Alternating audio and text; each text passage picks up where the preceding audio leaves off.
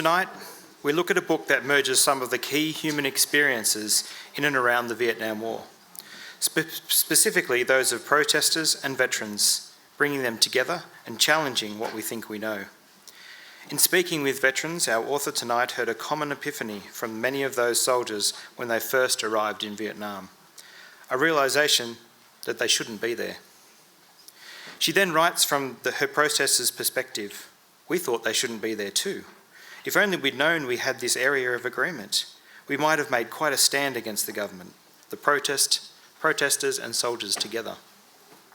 While such a powerful voice to government was never going to happen back then, tonight Biff gives us a glimpse into the legacy of this war for veterans, those who stood against the war, and for those whose lands were torn apart. Good evening, everyone. Welcome to the National Library of Australia and to this very special event with Biff Ward and Frank Bongiorno.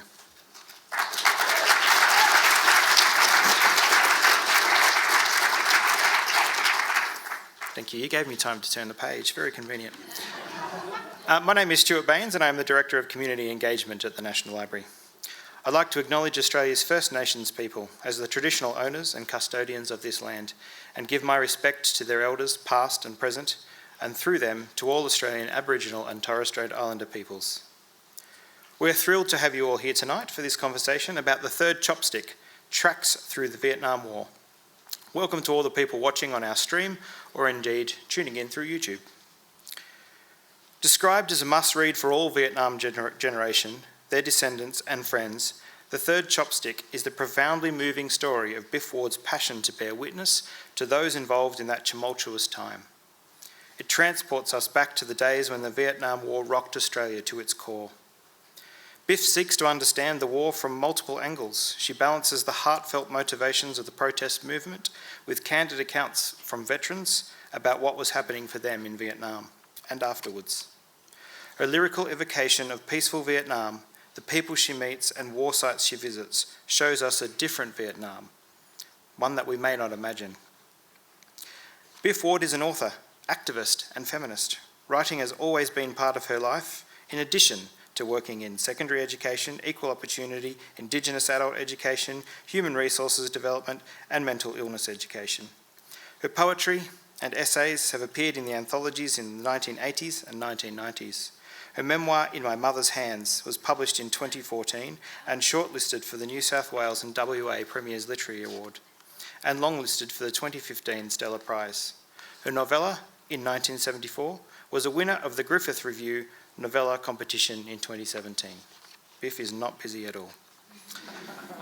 With Biff, we have Frank Bongiorno, who teaches at the Australian National University. He was head of the School of History from July 2018 until June 2021. His books include The Sex Lives of Australians, A History, and The 80s, the decade that transformed Australia. He writes regularly for Inside Story and The Conversation and is a Fellow of the Academy of Social Sciences in Australia. Please join me in welcoming Biff Ward and Frank Bongiorno to discuss The Third Chopstick, Tracks Through the Vietnam War.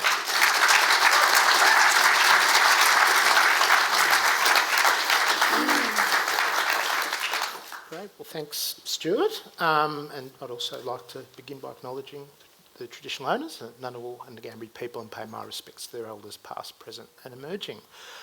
Biff, congratulations. We've got to wave the book around at the beginning of these events. Fantastic. Wonderful. Another classic you've written.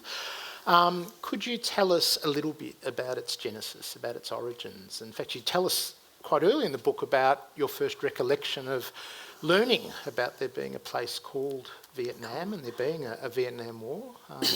So Yes. Where does the book come from? Well, when I first heard the word that I remember, heard the word Vietnam, it was 1964, and I was living in London, and there was snow outside, I think, and but the sun was pouring in, and I remember this moment very well, and it's probably because I've gone back over it a few times and solidified it as a memory. My daughter was a toddler playing on the floor. I was folding clothes. My father was visiting, and he was sitting on a sofa reading the Times with his really smelly instant coffee. And he said something like, I should read it, I'll be more accurate, but he said something like, "Those bastards, they're at it again." And I said, who? And he said, the Yanks.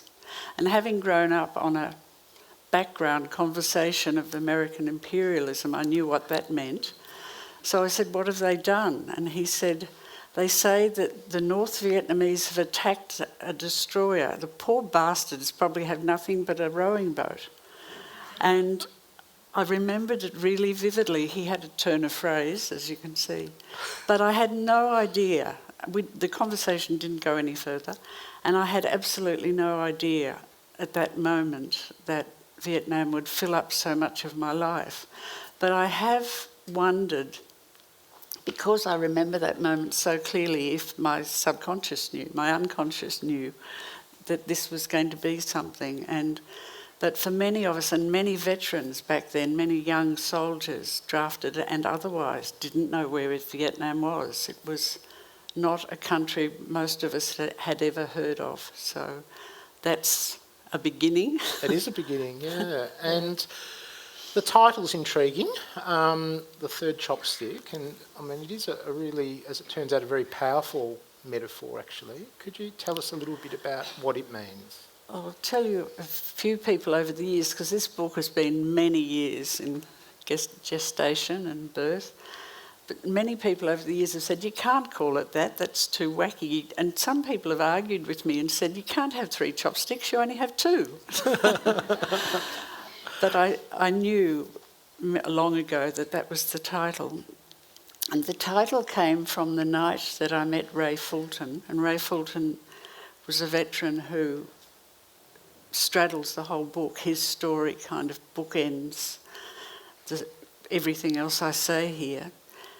And the night I met Ray, I actually didn't want to meet him, but he was there. I was with my friend Graham, a veteran who's here tonight, who made all of this possible, really. And Ray and I sort of ignored each other until Ray finished eating, and then he put his chopsticks we're in a Chinatown, on his little white bowl. And he said, so you want to know about Vietnam? And he knew I had been a protester, and this is 25 years ago. And I said, yes, I do. And he said, well, it fucked me up completely. That's what Vietnam was. I'll tell you all about it. And proceeded to talk for some time about how damaged he'd been and things that had happened in his life and his alcoholism. And then he picked up the 2 chopsticks and he said, it's like this. And he laid them very precisely on the bowl, about 2 centimetres apart. And he said, in there, in the space he'd created between the chopsticks, he said, in there, that's where normal people live. You know, they grow up, they get married, they have children, maybe they don't, whatever. They work. That's where they live. And then he took one of my chopsticks and he said, and this is where the veteran lives. And he placed that 3rd chopstick an equal distance apart.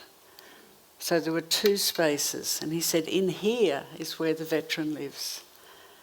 And he can see what's going on over there in that other space, but he can't join in. He doesn't know how anymore. I still find this quite moving. And that was the moment I went, oh, right, I get it. It opened the door to all. I had already had a couple of amazing conversations with veterans, but it just created a space in which all the stories that I heard fitted and made sense. And gradually what I was doing in sitting and listening, because I was kind of trying to get under or over the 3rd chopstick myself. It's a very evocative way of expressing, what this book's about.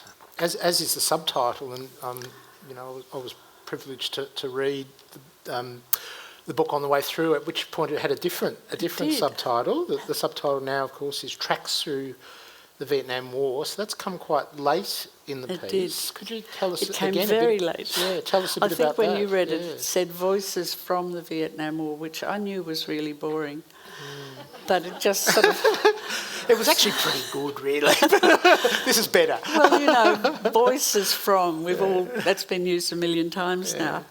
And very late in the piece, publishing was kind of starting. I met with my friend, I think she's over here somewhere, Jackie, to sort of help me think about promotion. And she said, "Oh, fabulous cover, but you can't have voices, that's dead boring." And I said, I know, but I can't think what else. And right then and there at the Gang Gang Cafe in Downer, we brainstormed. It only took 3 or 4 minutes. And when one of us said the word tracks, I went, that's it. And it was only after that, slow learner, slow, I noticed that the epigraph is about a pathway.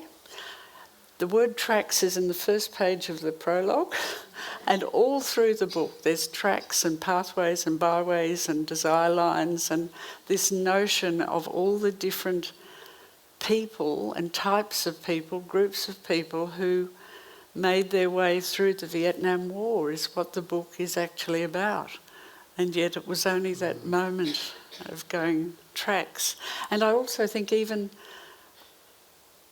soldiers on patrol in Vietnam were often going along a track, and even the friendly fire incidents. We were on this track and they were on this track and we weren't meant to meet, and something happened. Like tracks just was right. And I was thrilled. Ho Chi Minh Trail and so on. Well, yeah. That's a... Yeah. You're much better at titles than I am, I'm afraid. Now, as Stuart mentioned earlier, you wrote an acclaimed award-winning memoir, In My Mother's Hand, some years ago. Didn't win any awards. Oh, well, it deserved lots of awards. It should have won awards. Acclaimed, shortlisted, and should have won awards memoir. It's wonderful. And again, an incredibly powerful story. Simple-minded people like me would, say, well, it's trauma that sort of brings the two books together. That book was about trauma. This one's about trauma. It's a kind of straight pathway. Is that kind of how it worked? When you were writing, obviously, as you said, this book had a long gestation. What's the relationship between those two books? And I guess your own personal experience as expressed in that earlier book, and your experience here. I might start answering that by repeating that it's in the book for those who've read it, a little scene when Graham and I are just leaving Granville, the Vietnam Veterans Federation, where I spent a lot of time. And he asked me, what is it about the veterans that's drawing you so? Why are you so interested? And I remember I thought, oh, shit. I wasn't sort of ready to talk about myself. But I eventually said, well, I had a quite traumatic childhood, and I understand about sitting with your back to the wall. I always try and get the chair in the restaurant with the back to the wall. And he said, oh, that's it then. That's your thing. But that didn't stay with me as my thing as I was doing that early work with the veterans.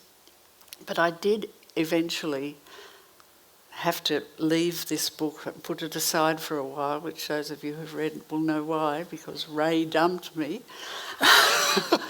And I then wrote In My Mother's Hands. I went back to my trauma and worked through that and wrote that book.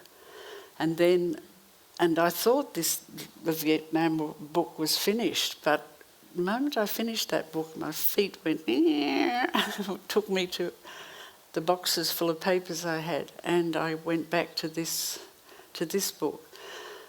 I don't know if one's caused the other or if there's a connection, but I do know all my life I have been interested in the dark, like the things that aren't said. I always want the light to come in a whole range of issues that I've been involved in my life, and for the voiceless to have voice. So that might be part of it, because trauma lives in there. Which is a story of writing too, isn't it? Writing is something very important to you, and you move across different genres so readily and so well. Memoir, history, fiction, poetry. Could you say a little bit about that? I mean, writing as something. Oh, thank you for asking that. Yeah. I love writing. Because is writing a way of bringing light? I mean, is that how you see it? It's not how I see it, but I think it's what happens. That there's something. Well, that novella that was mentioned, I mean, that was absolutely a event that I was kind of engaged in that happened a long time ago, and I thought it needs to have light. People need to know about this.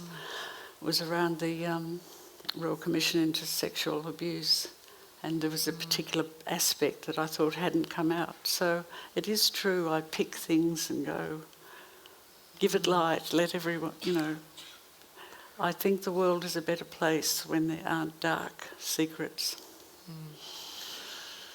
And you're also a political person in a lot of ways. And, the book is about a war that meant a lot to you, in terms of your own political socialisation, I guess you'd call it, and mobilisation. Again, how do you get from one place to another with that? I mean, in what ways did your background in protesting against the Vietnam War here in Canberra, and one of the wonderful things the book does, it takes us to places that we're familiar with around Canberra as well as Sydney and elsewhere. But I just wondered, how does your background in protesting against the Vietnam War shape your interactions with the veterans when you come to meet them later? Well, I was terrified. Luckily, the first veteran I met was Graham, whom I picked out as being a little bit different because I saw him speak, and second guess the official war historian on that occasion, whom I describe in the book, I think, is snuffling like an old war horse. And Graham questioned him, disagreed with him. So I thought, I'll go and talk to that man. And Graham, eventually I said to him, I want to know about veterans. And he said, do you? I said, yes, I really do. And that, wanting to know that, I can't really just explain it, except that when the war ended, I couldn't let go.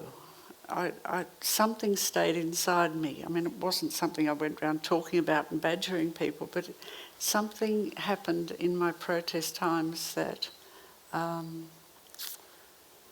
just meant that this whole event was part of me and it was unfinished and I needed to finish it.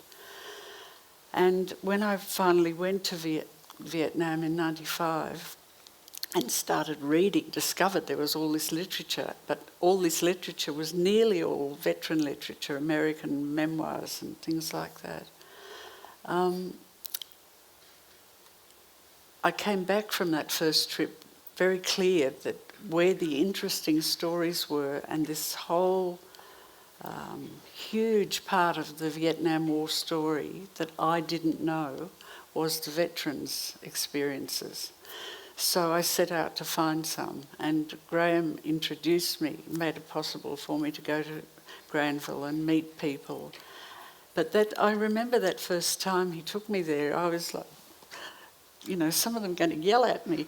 I should say, before we went there, Graham had got me to put an ad in their newsletter, the Veterans newsletter, saying, I was a protester and I want to hear stories.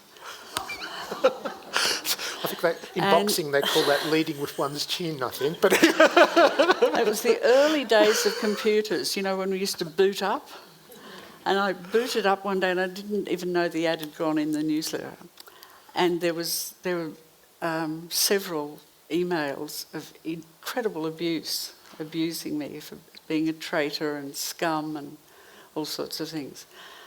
And I think I say in the book I yelped and turned the computer off and went and made 3 curries. So I knew that opinion was out there, but I continued and, as I say, met Graham and actually went to Granville.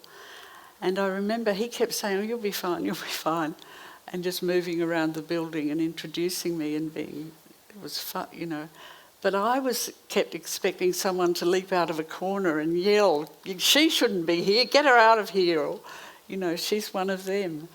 But none of that happened in that place. What was your question? Well, it's just, I think you've answered it. I mean, it was really, how does your earlier time in protest affect the way that you interact with the men? Yeah. And what I found, all the veterans that I talked to, but clearly there was some filter on that and so on, were just incredibly open and generous, and most of them I talked to for between an hour and a half and 2 hours. It seemed to have a natural span. And but in the book, as those who've read it will know, I actually just pull out pieces from each man, each story, pieces that seem to me to be the strongest and most meaningful part of that particular man's story, and managed to organise them into chapters that illustrate certain things about what it's like to be in combat.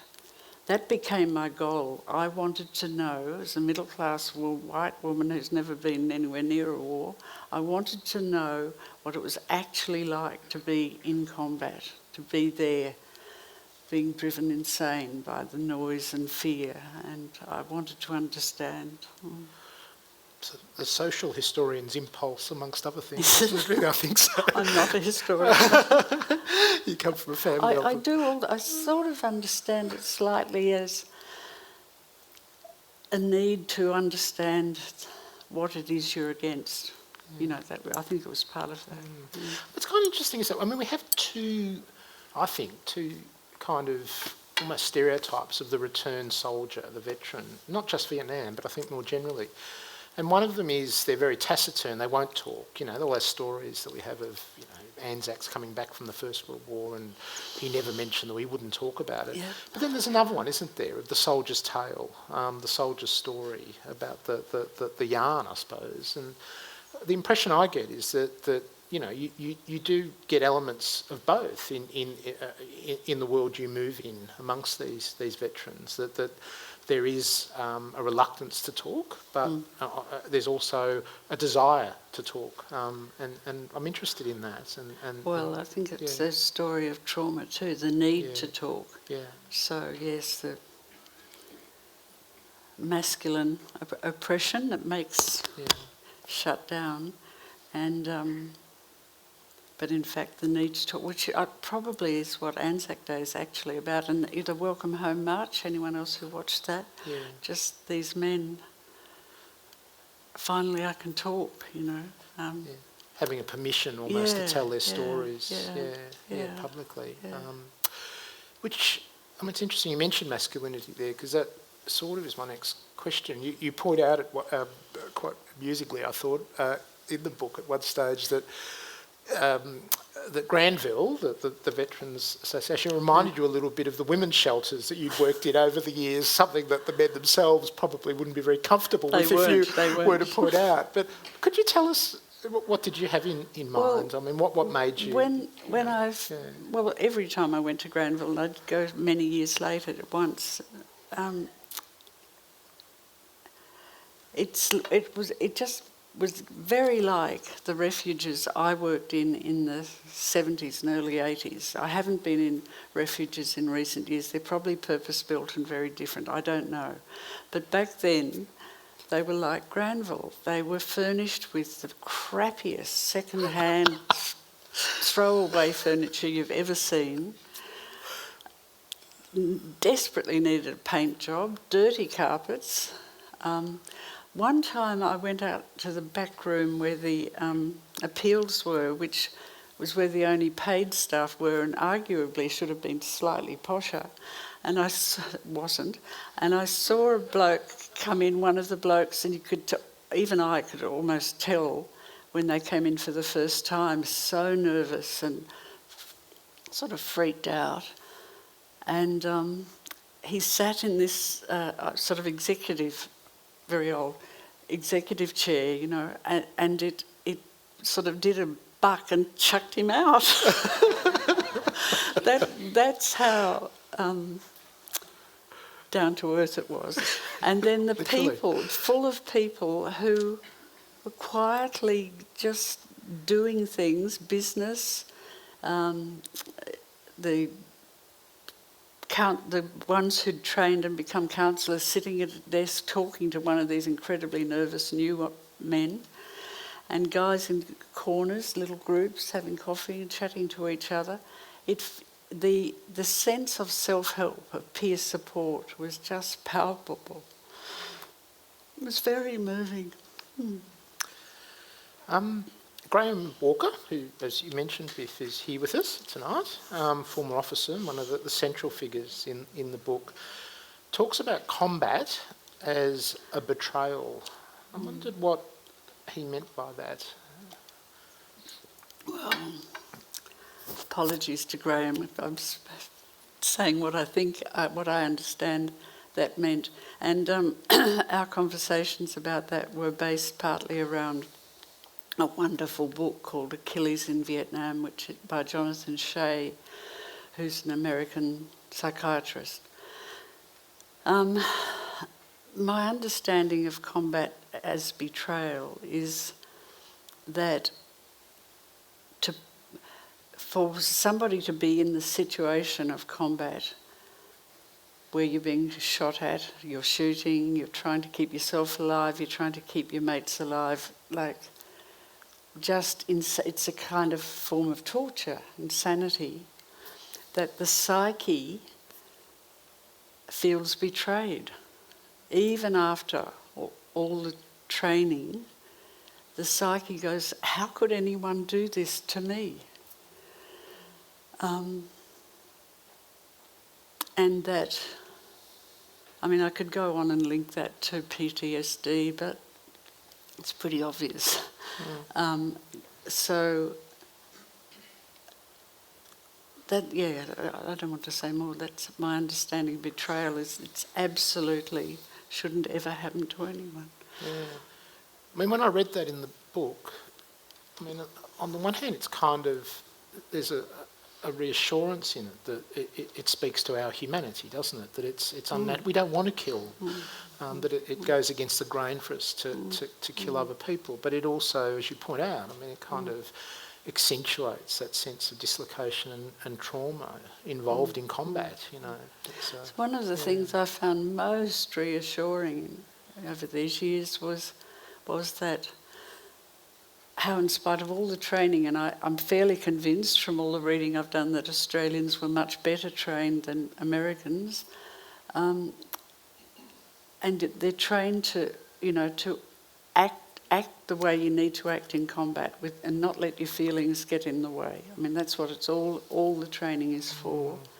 And yet, even so, soldiers will shoot to miss, they'll not shoot. The innate kind of horror or desire not to do this is just enormous. And there's a story in the book, Bob Halls, who lives here in Canberra and wrote a book where you can read his story, but I also interviewed him, and the incident that happened there was the platoon was just about to move out, and they heard people coming down the creek, so they hid. And there's 3 Viet Cong walking down the creek, so there's no footprints or anything, walking in the water with their guns slung, completely relaxed. And all these Australians hiding in the bush. I think he says 10 metres away, really quite close. And when they do what they have to do and kill these people, afterwards they find 70 bullets were fired and only 4 hit. It was broad daylight and the people were not fighting back and were only 10 metres away. So those sorts of stories, somehow horrifically, are very reassuring. Ray's a central figure in the book. You've already mentioned him once. Can you tell us about him and your conversations with him? There's a photograph of him at the end of the book. The only photo in the book. Sorry, the only photo. It's Ray. It's very striking. So can you tell us a bit about Ray? Ray is the most I guess sort of unique character I feel like I've ever known. He's incredibly intelligent, incredibly charismatic, incredibly volatile.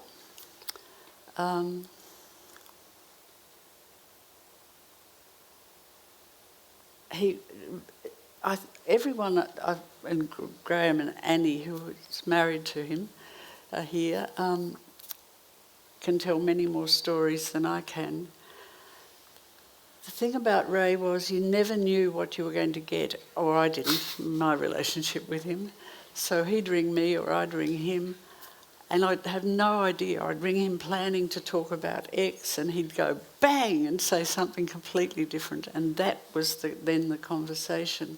He thought always, or pretty perpetually until he discovered his horses and became a brilliant horseman, about PTSD and what had happened to him and how to help other veterans constantly, and thought at a very deep level and a very practical level. Graham tells me when none of us really knew about computers, and Ray certainly didn't, he said, OK, if we've got to have computers, we'll have computers. And he found a set of old computers and set them all up at Granville or whatever. I don't know what he did, but he created their computer system. He could take on almost anything.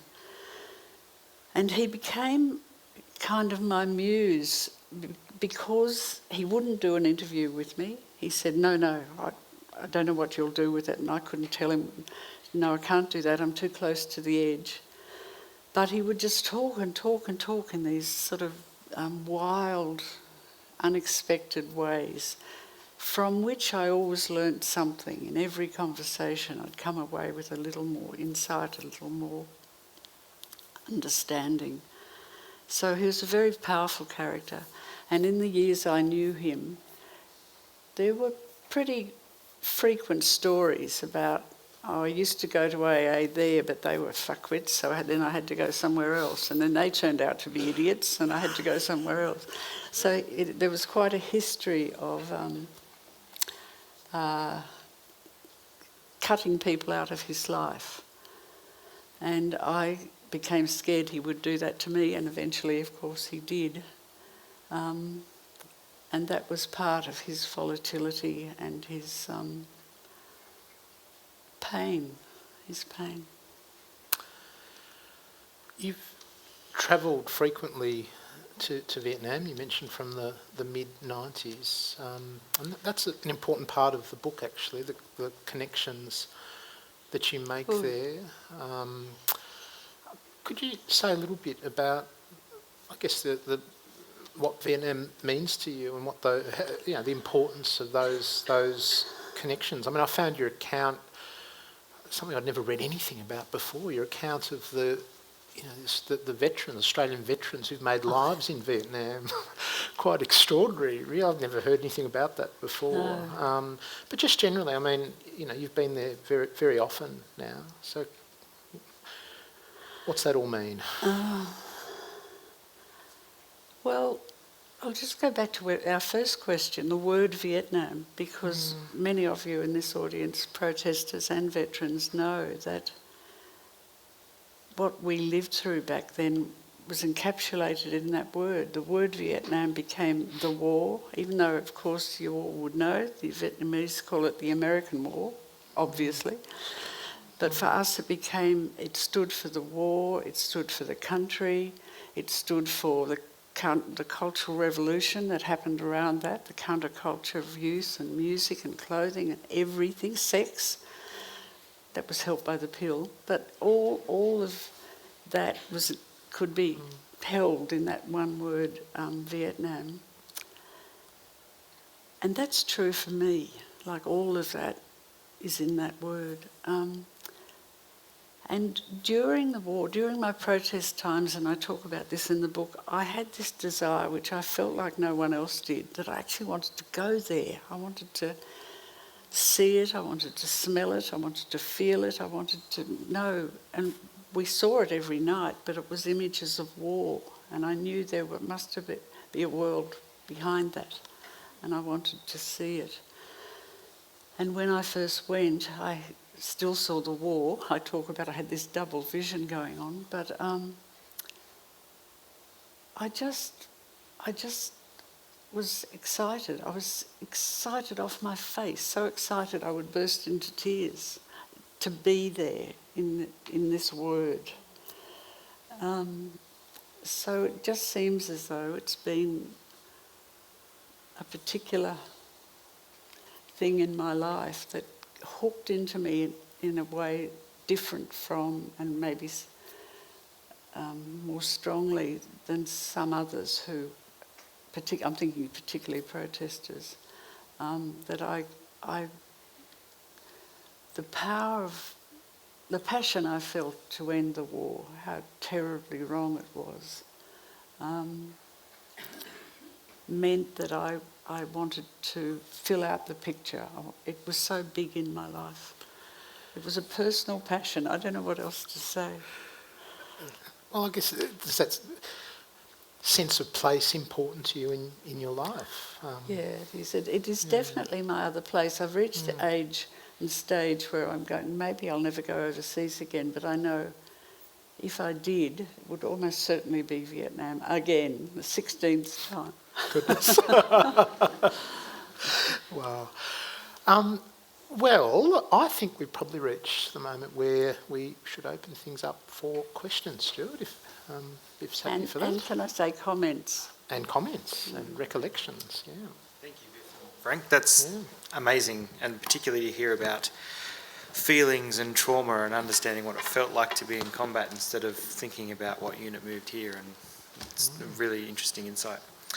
We've got some microphones on either side of the room. Can you please put your hand up if you have a question? Given that we are streaming and recording this, we need people at home and on the watching on YouTube to be able to hear your question. So if you have a question, put your hand up and the mic will come to you.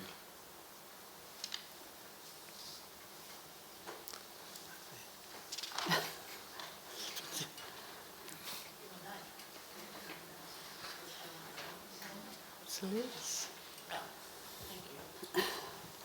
I won't stand up. My name's Liz O'Brien. I won't stand up because it would take me a while. Biff, it was, you'll know, 50 years ago today, that photograph of the children running from the napalm. Remember the napalm? Of course you do. So one of the things that was very critical to me in your book and in our experience as protesters of the war was that the use of Agent Orange, napalm, was such a colossal war crime that I was very touched, of course, by that part of your book where you go to see the people who were crippled by it.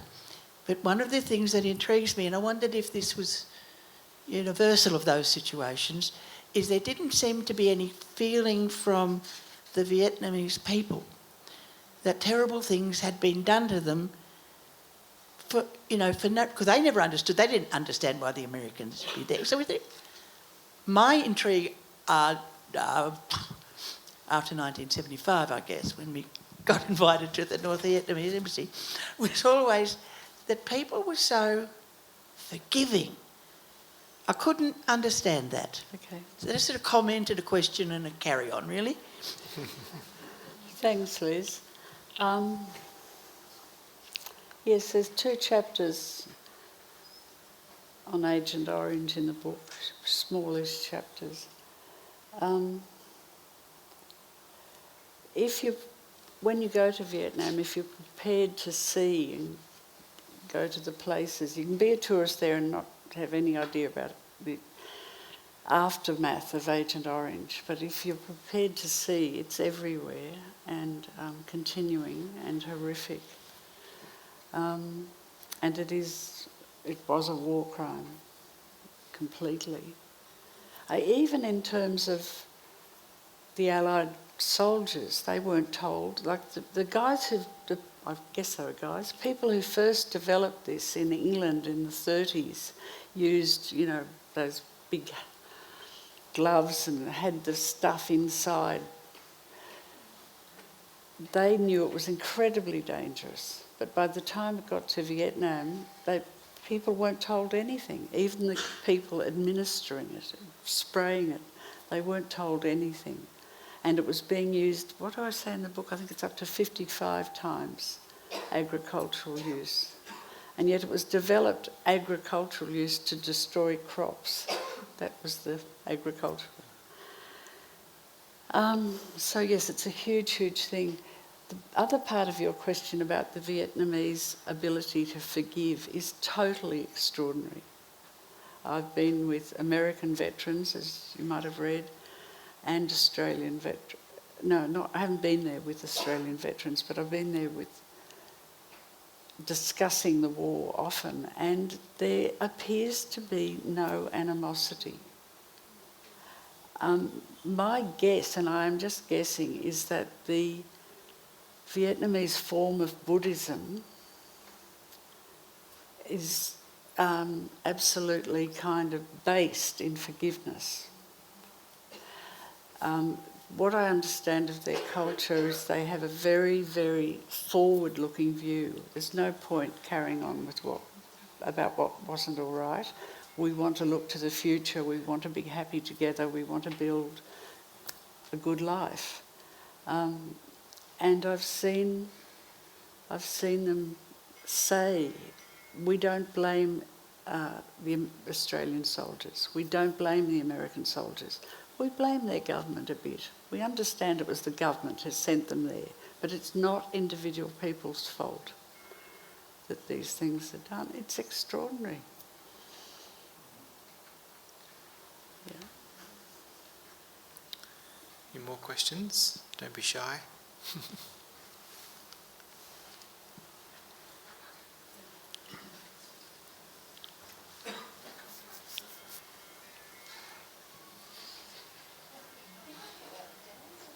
Sandy. Biff, Sandy Gordon, thanks for the book and this evening. It's fantastic. And my question is to both you and Frank in a way. Just looking around the room tonight, we're pretty much all of the Vietnam generation, which I have to say, again, looking at myself, is a generation which is passing. And I just wonder if the impetus for the book is to try and embed this in Australian history a little bit. Now, when I ask this question, I'm thinking particularly of the screen behind you, which talks about the Ngunnawal, and I'm thinking about my own involvement as a demonstrator and a protester. And at the same time as all this was going on, the freedom rides were happening, but I knew nothing about that. I was totally taken up in Vietnam and the Vietnam War, and it impressed itself on an entire generation, a generation which is now passing. We've got other wars, other considerations. So I just wonder whether this book is a timely way to look at what this meant in terms of the progress or otherwise of Australia's history, a sort of deeper question, either to yourself or to Frank, and where it fits in. Oh no, I think it's for a bit. I apologise for that question. Well, I'm afraid I'm post-Vietnam, really. I was born in 1969, so I have no recollection. Oh my God. Sorry. I do feel old, but so what can I say? Can't get off so lightly. But I mean, the book is, in many ways, a testament, isn't it, to the as you've already said, Biff, just the importance of Vietnam and the war as an experience. I mean, I've always thought in a way, it's been probably less culturally and politically dislocating, I think, in Australia than, say, the United States, where it destroyed presidencies and so on, or a presidency, you know. But you know, I mean, is that one of the things you had in mind when you were doing it, I guess? Yeah. I was a bit thrown by Sandy's question. As you've answered, I've thought of something I want to say. Go for it. I say somewhere in the book that I think partly why Vietnam hit the Western world so enormously was that we were the generation, the protesters and the soldiers were the World War II children, the baby boomers. So we were brought up on films and novels and comics and a whole lot of heroism. We had right on our side, we won the war, it was the right thing to do to kill Germans and Japanese. There was no question. We were, you know, it. And it was glorious. And then they gave us Vietnam. And I think the Vietnam helped a kind of depth of questioning the status quo, of raising issues. I mean, you know, just distrusting authority. All those sit-ins in universities in America, like, you know, realising the chemical companies were creating all this damage, you know, like that things were questioned that it seemed had never been questioned before. And that led to the freedom rides and gay liberation and women's liberation, the whole lot. So I do think it's connected very much, yeah. And a rethinking, in a way, of earlier wars too. I mean, you know, there was some B-grade British movies of the 50s that you know, presented World War II as unambiguously the good war. Oh, absolutely. But of course, once you get to the 60s, you're getting different readings of it. Yes, you know, to yes. Bomber Harris, and you think of A.J.P. Taylor giving quite an, you know, much more ambivalent sort of understanding. Of course, in Australia, I suppose also a reappraisal of Anzac sort of came with all this, you know, more generally. That's didn't a it? historian. That's really good. And I've just thought of one other thing, which is that I think that breaking open of and questioning also was part of, I think, it's just might get shouted at, what enabled the veterans to go on and on talking about we're not all right, which their fathers and grandfathers didn't do. They kept silent. But that atmosphere that maybe the protest movement had created, you can question anything, you can say what you want, you have rights as a minority to speak. I do think that might have been part of, which I don't know that they'd accept, but part of what they did. They just went on and on talking and they wouldn't shut up. And they gave us the understanding of PTSD. It's fantastic. John had his hand up. John Murphy, if we're identifying ourselves. I wanted to come back to trauma because for Vietnam, Vietnamese Society, the American War was, the last 13 years of 30 years of war, from 45 onwards. And this is not meant to be putting thoughts into your head, but I wonder whether your interest in Vietnam is that it's actually a society that's been fundamentally traumatised and survived quite well. Yeah. Is that part of the... I think that's a comment. Sorry, is that a bit too... Tony Jones, I'll take that as a comment. I'll take that as a comment. That's a great point, yeah. But, no, it's lovely, John, that's lovely. One of my favourite bits of the book, at least now, is right near the end, and the story of the young woman Lee who makes me have dinner with her, and where that leads, you know, that she's doing the Vietnamese thing of living a good life and getting ahead, and yet just behind her are all these dead people in the family. And, you know, to go back to Liz's question, they don't throw that at you, they don't carry on about it. But yes, a really traumatised society. Yeah, there are several stories about Vietnamese people that I, encounters with Vietnamese that I had to leave out, and I think about them a lot and sort of wish that I could have snuck them in somehow, because so many people just sitting next to someone on a plane, and if they've got English and getting into conversations, there's always, of course, for every one of them, there's a war story. And yet, I mean, they say that their soldiers don't have PTSD. And I've seen a couple, I think, have a bit, only once really, of a violent man in the street being violent to some children. But,